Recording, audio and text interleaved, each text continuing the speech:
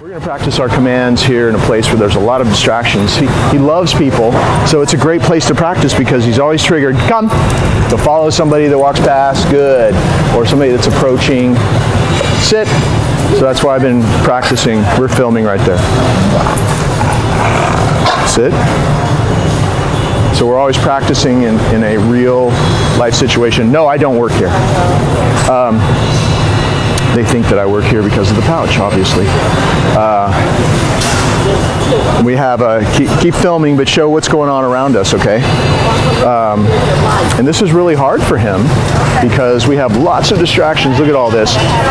In situations like this, keep him focused. Good. I'm going to give him a reward because we just had a flurry of distractions pass by. He didn't break out of his sit stay. So you see, now he breaks out of his sit stay. If he does that with you, you say no. Do that little turn that we do. Put him back, gently but firmly.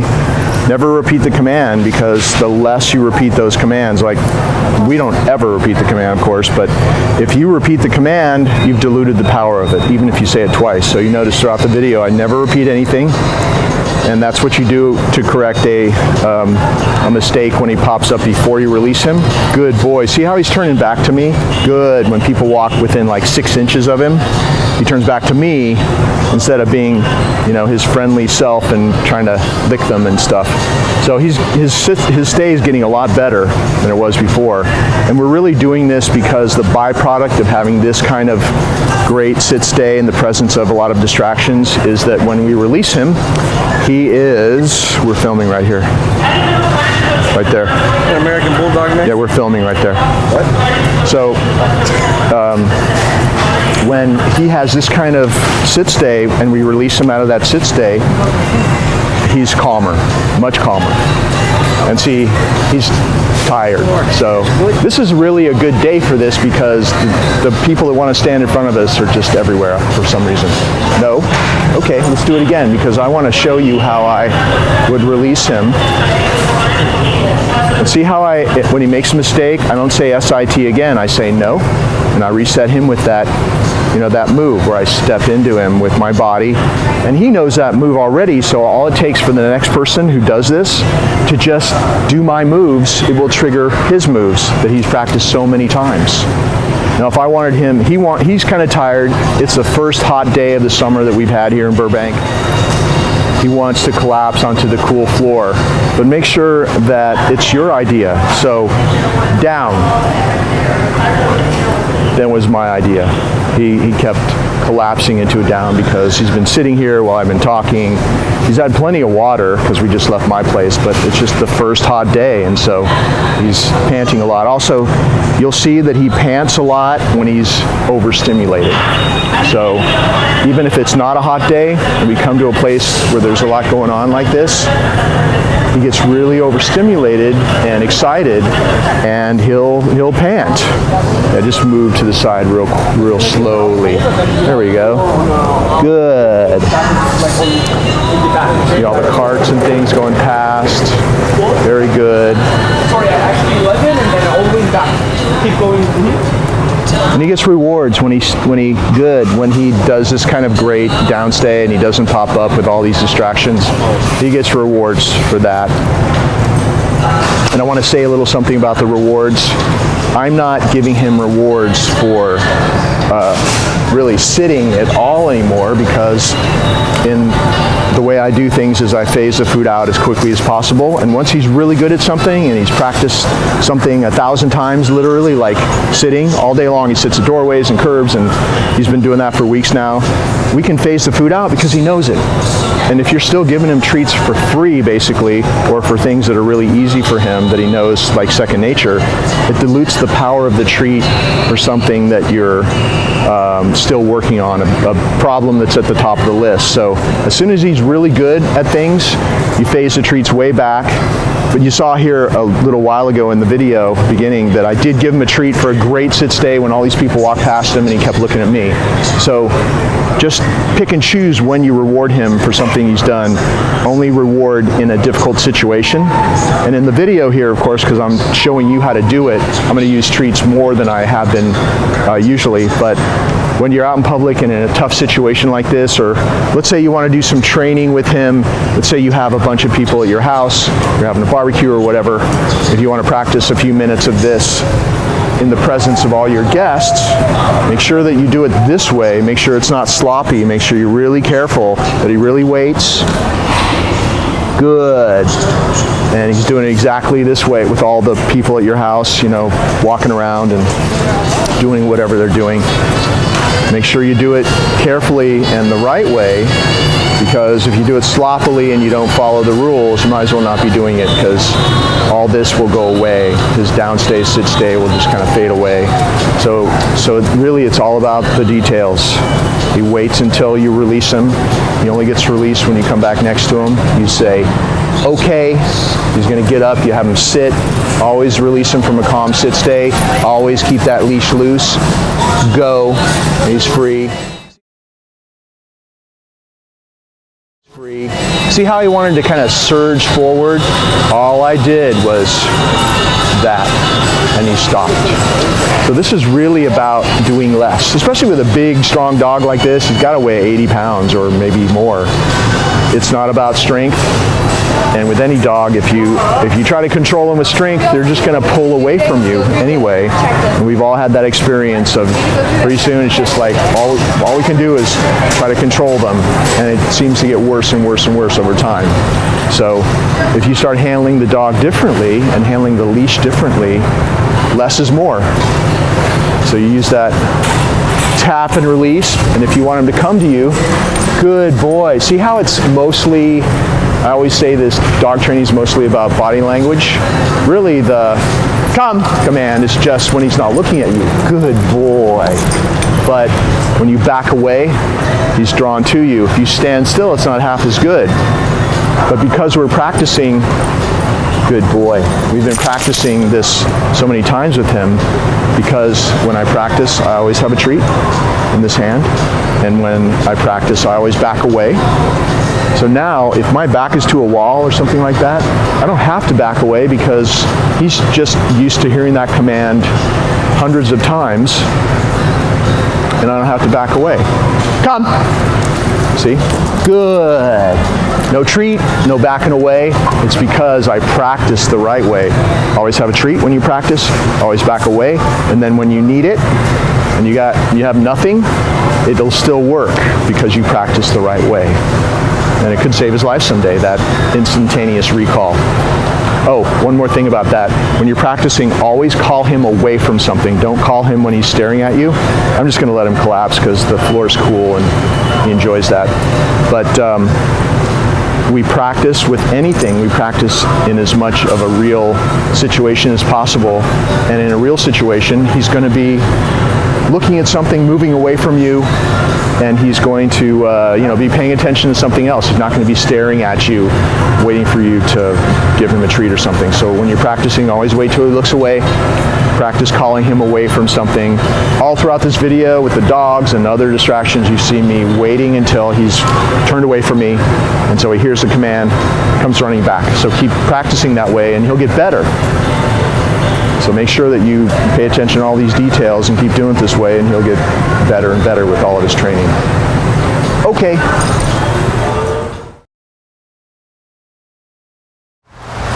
You got it? Look at that little dog right there. Lunch. No. Come. Good. We just had that little dog riding past, and he saw him, and he turned to me, and then he saw him again, and he wanted to follow him, and what did I do? Come! Called him to come to me. Good boy. So, if you're always watching him in public like that, and paying attention, and plugging in the commands, he's just going to get better and better and less likely to be inappropriate with a little dog. And that was a perfect example. Okay, bud, let's go. Sit. Here we're taking Ice for a walk. We're having him sit at the gate. Have him wait. Step out. Okay, we're gonna go over here in the shade. Actually, let's go over here. There's shade's closer over here. See, I did this little left turn to come back and close the gate. I'm always doing left turns. I'm gonna have him walk in the dirt because it's hot on the pavement. And you're gonna follow me over here into the shade. See if he starts to pull, all I do is tap the leash like that, just like that. It slows him down. Sit. We always stop all the dogs at the boundaries, doorways, gates, curbs. It's such an easy thing to do. Anybody can do it. We're always sending the dog home with these skills where they're used to stopping at all the boundaries. And if the owner, the new adopter, continues doing this, he already knows how to do it. It just takes the person to actually do the moves, because obviously he can do it really well. And he'll wait until you release him. So I'll do another circle. And this is what calms the dog down and really greatly reduces, okay, your pulling. Let's go straight to this shady spot over here.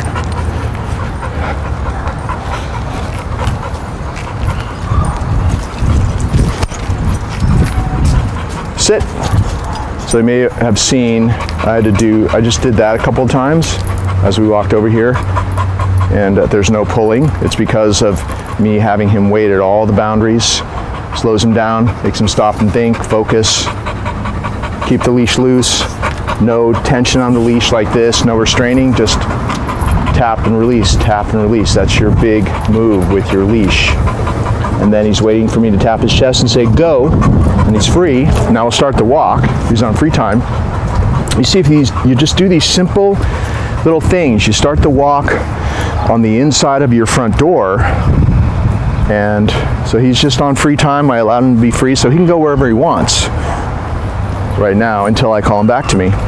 But you have him stop at that front door. His walk doesn't start until he waits at that front door, that boundary, and then he has to wait at the gate, and then he has to wait at the curb. And that's the way I do it every day. So you'll see that he'll start to anticipate this is just the routine, and I've got to calm down and do this the right way, do it the way we did it yesterday and last week and last month, so that I can have my free time on my walk. But the beauty of that is, if you do that, just spend an extra minute and a half, 2 minutes doing that in the beginning of your walk, and then you start off the whole interaction on your terms, where he's waiting for you at boundaries, and he clicks into that zone that I call it, and then when you do release him a couple minutes later, you have this. Instead of the dog that's all excited, you hook him up, open the front door, he pulls you out and down the street. And that's really the type of behavior and the type of the state of mind that he would be in when he does that bad behavior comes from. So if he were to meet the wrong dog on the street, he's very interested in little dogs especially, and he would just be right there at the breaking point if that little dog barked at him or ran up to him or something like that, because he's so overstimulated and pulling and excited, something bad could happen. So you really are helping him when you take that extra time to start the walk the right way on your terms. You're always going to have him on a leash, of course, and you always have that, that ace in the hole. You see that dog, come, and call him back to you, right? Good. So you have that as well. But if he's pulling you, you're never going to restrain him, because that makes him pull more. You're never going to walk him like this and have it tight like that. You never do that. It's so much easier to do it this way anyway. Okay, if he pulls, you just tap and release and he'll stop. It's just like tapping the brakes, literally, in a car. Tap and release and he'll stop. So it's the best way to start a walk, and then you're actually doing training. You're using the training in a real life situation, which is the walk. That is when you're going to do your training. You do your training when you take him out into the world, and you just do the walk differently, and that is your training.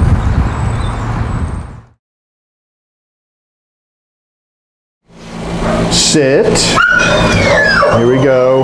Ice is sitting at the front door. We got a couple dogs in here. It's extra hard for him to focus when there are dogs whining at him or barking at him, but he's doing really well. Okay, I'm gonna have him even sit closer to the doorway so you can see. This is the way we always bring him out of a house. We have all the little dogs. See, if he gets triggered and pops up, you step into him, turn into him, and gently but firmly put him back. We got all little dogs we're going to practice with right there. Let's see how Ice is waiting. Have him sit. You always accentuate the fact that this is your boundary by stepping out first. He waits till you come back. You never call him through because you'll teach him to chase after you every time. So now this is the new way. He sits, he waits, you step away. He does not go through this boundary unless you come back to get him. Only way a dog ever goes through this boundary or any boundary is he waits till you come back. He walks through with you when you give him permission. Okay, it's the only safe way. So he walks through with us. Since I'm by myself, doing a little left turn to close this door. One of his issues was with other dogs. That's what we were told. And I actually saw it with small dogs. He didn't seem to really care at all about a large dog. So we're going to just practice with small dogs. And I have like the ultimate stressful experience for a dog like him. Sit. We've got 4 little barky dogs right there, so I'm going to release him to be free. So see how I had him snow. He loves the cameraman, so he wants to run over to say hi. So go. He's free now. We're gonna walk over to the little dogs and show you what he's doing over here. Oh, he loves the camera guy. So we've been practicing a lot with little dogs. So we have him being pretty non-reactive with a fence line, with other dogs. You see how he's kind of almost repelled from those little dogs because of all the practicing we've done? The way I did that is I would call him away every day. We practiced calling him away from all kinds of distractions, but dogs barking at fence lines. And then we did other things after this, which we're about to show you. For example, let's let him drink some water. Good boy. Okay. Good practice. Sit. Your little sit stays closer to the distractions. He definitely deserves to get paid good for this. It just takes for him to ignore all this, coming from being a dog that wasn't so great with other dogs, especially when they're barking at him. He's done a lot of work. He's done a lot better. He's doing really well. Can even handle a sit stay like this in this situation. Good. I can put him in a down. And practice a down stay in the same situation. And obviously, all of these things we're doing are desensitization exercises. So we taught him this new behavior. And it really is just about sit down and come. And we taught him in a way that he loves to do this. Gotta love to do this more with you than he loves to go after little dogs. And that's the key. Sit. I'm gonna practice this little distraction here with other dogs. I have him sit in front of the mat. Go to your mat. Down. And this is something we practice every day. Good. We practice it with both sides, him being, having to ignore them from his left side and from his right side. And I'm just doing an abbreviated version of what we're doing. Just a down stay, and you can also throw in that little walk around down stay. And of course, all this stuff, good, all this stuff translates to without the mat. And just anywhere that you're going to practice a down stay. He's done this so much, and you see the distractions he's dealing with now. Little dogs, yappy dogs, and he ignores them because he'd much rather pay attention to me. And yeah, it's about the treat, but he's definitely not starved. Good. He just would much rather do this work, get paid, pay attention to me, than do what he used to do, which would be to kind of lose his mind and get crazy and fence fight, for example. Okay, So I'll take him off, turn into him, have him sit, and then go to your mat, down. Always make sure that if you practice something with him, good, that you practice on both sides, and make sure that he can handle something from all the way around, like you walking all the way around him from both ways. So I'm showing you what he can do now after a lot of practicing. Obviously, there's no way to show you day to day for the last month how we got to this point, but this is where he's at now. I did all the heavy lifting so you don't have to. Good, but the things that might happen, you're never going to do something like this. This is extreme. But what might happen if you're practicing a downstay is he pops up before you release him. Don't say DOWN again. You already said it once. We only say the commands one time. If he pops up, you say no. Step on a leash and put him back. You're not slamming down on the leash. You're not forcing him down. It's just very calm. You always stay calm and apply a little pressure. Say no, and he'll go back down. If you have to do it 2 or 3 times, you do it 2 or 3 times. Stay consistent, and he'll know that this is the way it's going to be, and you'll have what I have. See how I'm rewarding him? Nope. Don't let him touch your hand. Make sure he waits. Good. Make sure he waits respectfully for you to place it on the mat and withdraw, and then he takes it off the mat. And you see what he's putting up with here. He's completely desensitized to it. But of course, that's here with all the little dogs I have. I mean, we practice with different little dogs too, but we only have 7 or 8 little dogs. But that's here in my environment, the way that I'm doing it. So you have to always assume that you're going to have to really watch him with new dogs in a new environment. But if you do my moves, very quickly he'll click into doing with you what he does here with us, because he knows how to do it. He just needs the proper handling to be able to do it in a different place with a different person. So that's why I make the video, so you see exactly how to do it. And then he's waiting to be released. Stand back next to him, say, okay, walk him off the mat. I'm gonna have him facing you here. Have him sit, and then go. Release him to be free. And now we're going to meet some little dogs on the street, and they're going to surprise us. He has no idea that some little dogs on leashes are going to pop up. We're going to do the on leash in public thing, because sometimes that's the only place that a dog is triggered, because it's a leash generated problem, and they've only been used to getting aggressive to dogs on a leash out in public, so they might be good in a yard. So we're just covering all the bases here. So I want to show you how he's acting now with little dogs. Notice how he's not pulling. And in fact, pulling and you restraining causes leash tension, and aggression can lead to aggression. Staring plus leash tension definitely leads to aggression in a dog like Ice, and a lot of other dogs as well. Can cause aggression where there wasn't aggression before, because of the way the person handles the leash and lets the dog stare and pull the dog away, actually cause aggression in a dog.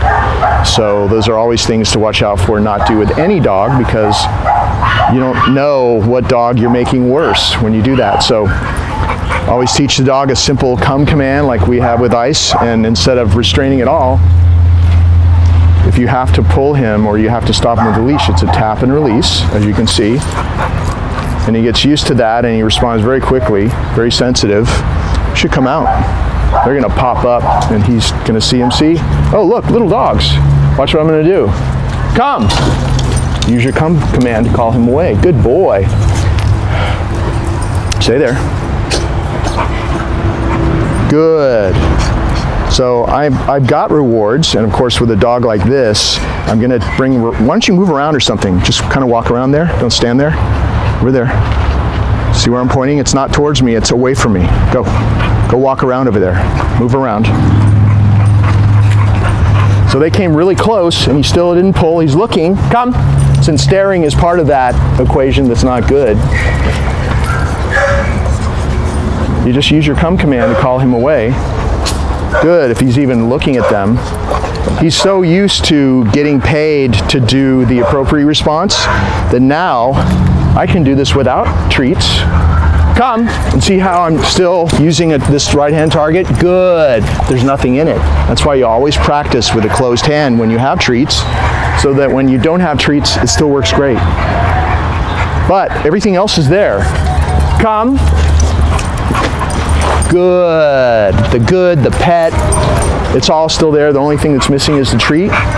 And you can just do it over and over again. Come. Call him away from dogs when they show up. Good. That was 3 times in a row. Good boy. If he's not wearing a leash for some reason, hook your hand under his regular collar, his wide, flat collar that he never takes off, that you never take off of him because it's got his tags on. So, okay, bud. So, always make sure that he's used to being restrained when you say, see, no food again. Come. Good. And you pet him and love him up.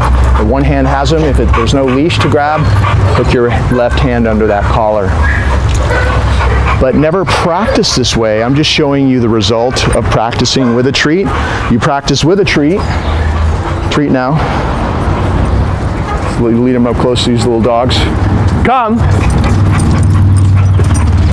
Good.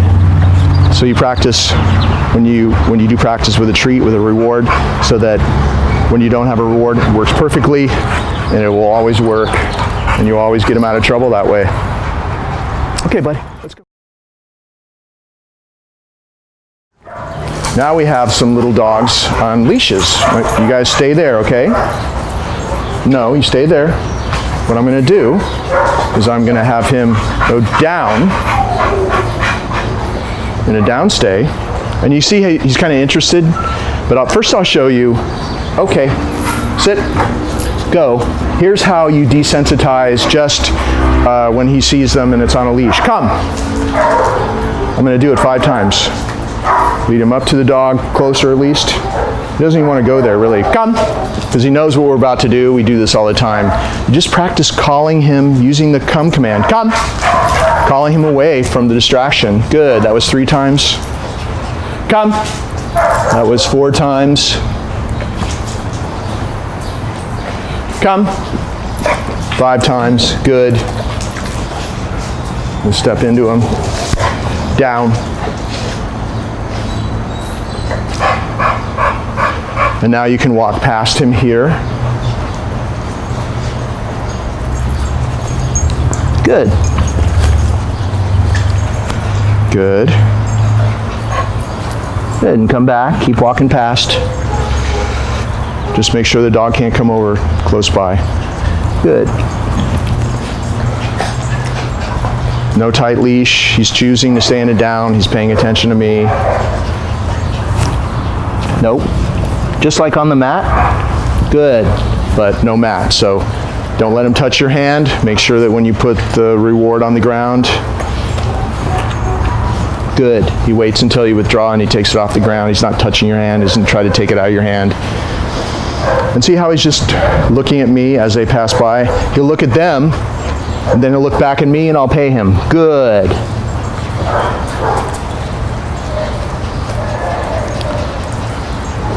He's still looking at me. Watch what happens. They pass by. He looks back at me. He looks back at me, barely looking. Good.